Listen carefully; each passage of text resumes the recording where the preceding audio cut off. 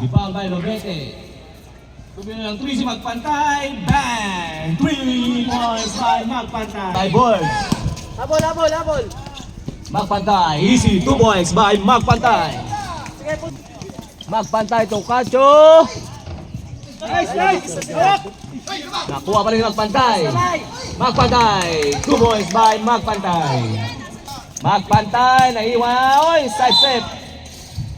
Frame, 17. Push foul rep, push foul. 28, Villa Carlos. Substitution rep. Oh, Pepe, wala pa penalty.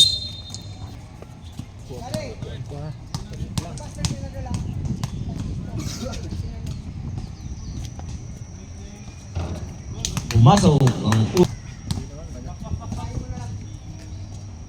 pangalawa. Pumasok pa rin.